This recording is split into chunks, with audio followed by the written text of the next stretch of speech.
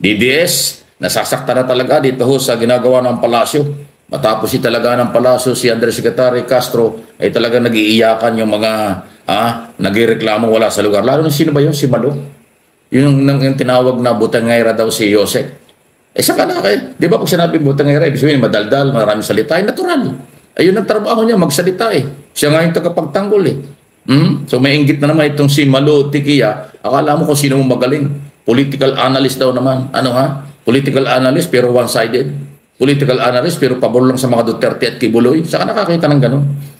Pag political analyst ka, dapat independent ka. Pero ang dating sa'yo, dating ikaw ay political analyst against Marcos o ikaw ay pabor lang sa mga Duterte at yung mga kakampi mo. Nagmamagaling ka eh. Pabanatan mo ng below the belt yung Malacanang official. Ayun ang trabaho niya. Magsalita, magsalita, magsalita. Una-una, broadcaster yon. Pangalawa, vlogger yon. Pangatlo, abogado yon. Pang-apat, siya nakahalos ngayong spokesman ng Malacanang. Saka nakakita ng ganun trabaho niya tapos hindi magsasalita. Tapos ngayon, pag nagsasalita sila, sasabihin, butangera. Ganyang kababaw ang inyong kaligayahan. Ganyang kababaw ang inyong level. Bakit hindi kayo maging professional? Kung kayo sinasagot ng tagapagsalita ng Malacanang, tagapagtanggol ng Malacanang, sumagot din kayo sa tamang proseso, sa tamang panglingwahe. Bakit nyo dadaanin sa botangera para bang salitang kantong usapan? Ang baba ng level nyo. Ay ang kamalasan nyo, pinapatulang kayo ni Atty. Castro.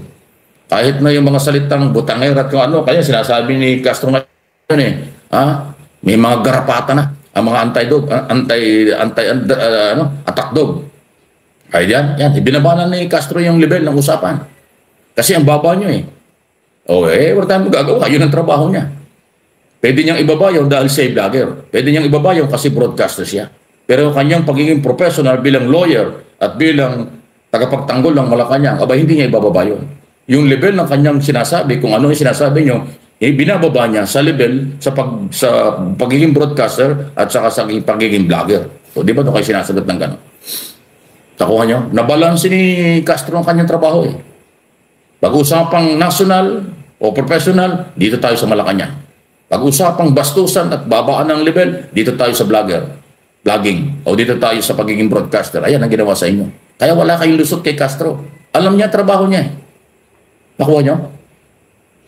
Akala niyo at ibinababa niyo ang level ng paninira sa gobyerno? Nasiyakan kayo, nasaktan kayo sa biglaang pagkasalita ni Castro dahil kinuha siya ni Pangulong Marcos, may kautusan niya kay Pangulong Marcos, may go signal yan kay Pangulong Marcos, kaya nga kinuha yung 3-in-1 na personalidad para nga po harapin na kayo. Vlogger, lawyer, broadcaster, kaya nga 3-in-1. Di ba? Sige pa, banatan pa nyo ng banatan si Castro, tingnan natin kung sa kayo mayari. Kayo ang bumabagsak dyan, kayo ang humihina dyan. Kasi bakit kayo pikon na pikon? Kayo sasabihin nyo, mapanira si Castro. Paano mga panira? Siya kaya nandyan, sinasagot lang kayo. 2 taon, 3 taon na kayong bumabatikos ng personal.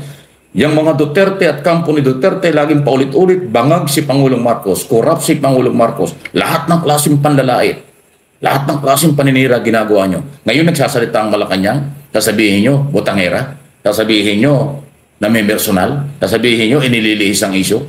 Pagka kayo ang maninira, pagka kayo ang manggagalingan ng kalokohang mga statement, parang tuwan-tuwa kayo, may karapatan kayo. Pag sinagot kayo, wala na. Wala nang karapatan ng Estado, wala nang karapatan ng Marcos loyalist, wala nang karapatan ng silent majority, wala nang karapatan ng maritinong Pilipino. Kayo lang ang tama. Ano kayo, sinuswerte? Mga buang kayo, mga bobo kayo, mga tanga kayo. Tatawa ka na lang, ano? Hindi po ako nagagalit, sinasabi ko na yung totoo. Pagka kayong maninira, kayong babanat, parang ang gagaling nyo, tama kayo. Pag sinagot kayo, nag-iiyakan kayo. Tapos dadaanin nyo sa below the belt yung spokesman, hindi, yayariin talaga kayo. Iniimbestigahan lang kayo sa Kongreso mga vlogger. Ngayon, nagpantahan kayo sa korte. O di, karapatan nyo. No? Di, tingnan natin kung makikialam ang korte sa trabaho ng Kongreso. Separation of power na naman pag-uusapan yan. Pag nakailam ang judicial body sa trabaho ng Kongreso, awa yan. In aid of legislation, under the law. In aid of legislation, parte ng paggawa ng batas. In aid of legislation, investigation, doon nagsisimula ang paggawa ng batas. Paano pipigilan ng korte ang paggawa ng batas? Trabaho ng congressman, mga senador. gumawa ng batas. Hindi nyo kasi naiintindihan ang ginagawa nyo eh. Tapos bigla kayo magpe-press conference, lilinlang ninyo ang taong bayan, kayo'y tama, kayo magaling, kayo ang ganito, kalokohan lahat yan. Baawa kayo sa bayan. Yung kabubuhan nyo, dinadamay nyo ang mga Pilipino, kakaunti kayo. Maraming Pilipinong matitino, maraming Pilipinong professional, at ako paninindigan ko yan, hindi nyo ako kayang pigilan. Sasabihin ko at hikayatin ko mga Pilipino, magpakatino tayo, maging matalino tayo, huwag kayong pahawa sa mga bobo, huwag kayong magpahawa sa mga tanga, huwag kayong magpahawa sa mga mapanlinlang na sektor ng lipunan dahil meron personal and political interest lang yung kampong na mayan, yung grupong yan. Yan, diretsahan na tayo. Minsan lang ako magsalita ng ganito kasi patuloy niyong nilililang. Awang-awa na ako sa mga Pilipino. Nakakahiya na ang imahe ng Pilipinas, ang mga Pilipino sa international community. Mga Pilipino, kapwa Pilipino, ang sumisira sa bansang ito. Nakakahiya. Kahiya-hiya ang sektor ninyo. Tapos papalabasin nyo, kayo pa magaling at magtalino. Lamunin nyo mga sinasabi nyo.